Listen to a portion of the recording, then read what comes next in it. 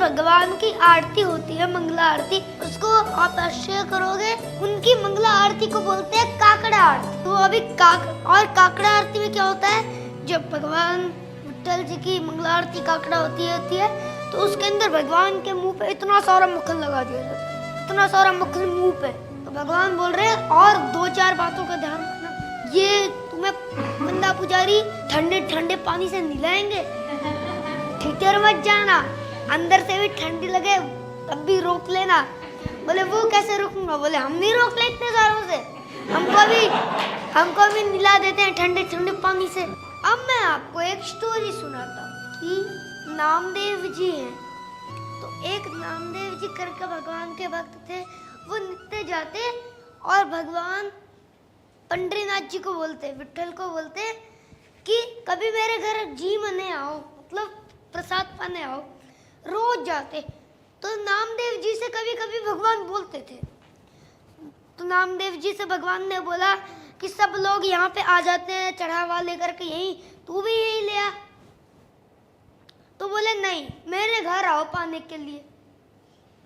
तो ठाकुर जी ने बोला कि फिर लाखों लोग यहाँ दर्शन करने आते हैं, मेरी जगह कौन खड़ा हो गया?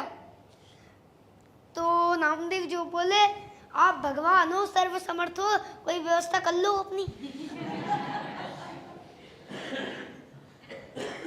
तो भगवान बोले कर ली हमने व्यवस्था। बोले क्या व्यवस्था है? कि तू मेरी जगह खड़े हो जाना। तो बोले ये कैसे हो सकता है?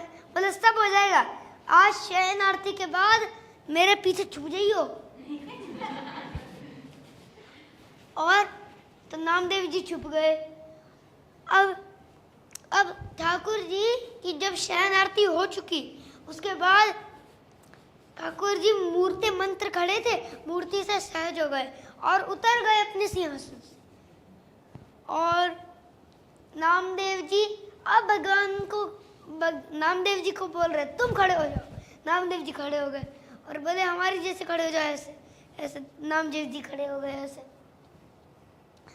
अब ठाकुर जी उनका श्रृंगार कर रहे हैं, अपनी जैसे पगड़ी पहना दी, अपने जैसे सारे हाथ पांव कर दिए, अपने जैसे मछलियों के आकार के कुंडल पहनाए।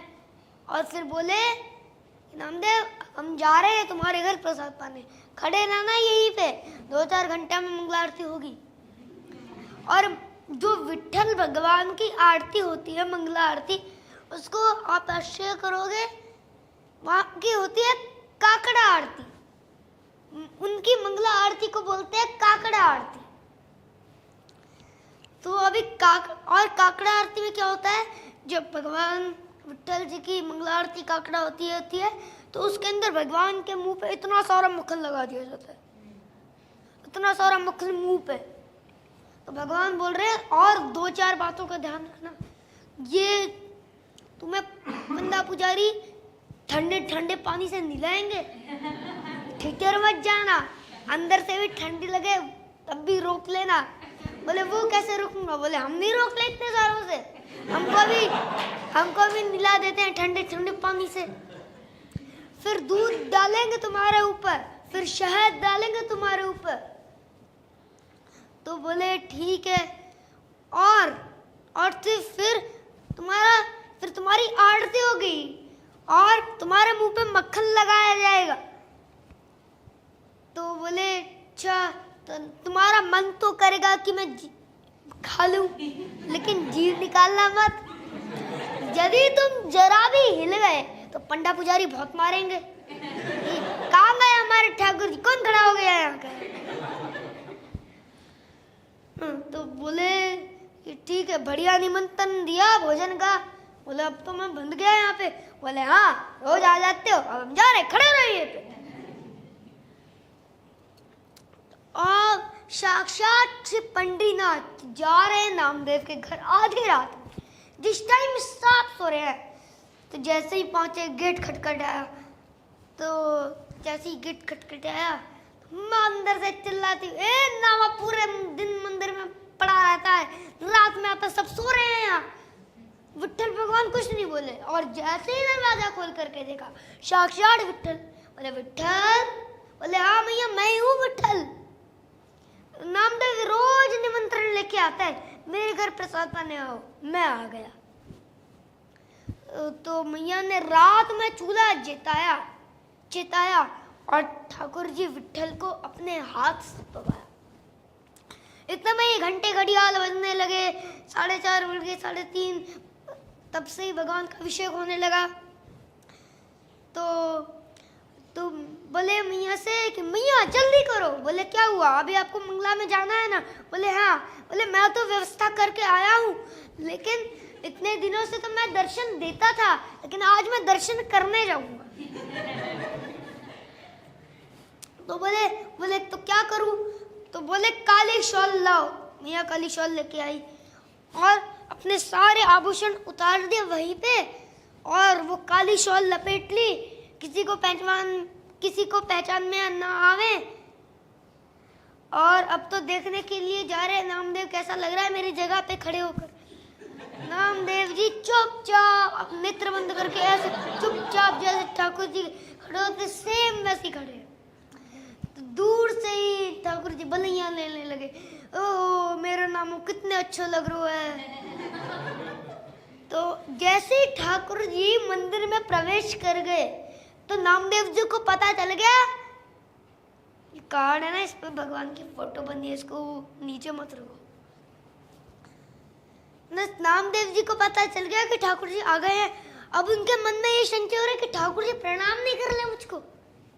तो ठाकुर जी धीरे धीरे आगे गए और आगे जाकर के जैसे ही देखा और जैसे ही नीचे सर झुकाया, नामदेव जी को नेत्र से अश्रुपात होने लगा। ये आप कैसी लीला कर रहे हो? नामदेव जी को पहले बलियां लेने लगे, उसके बाद ठाकुर जी नामदेव जी को चिढ़ा रहे हैं। नामा तो नेच के भाग जाऊं?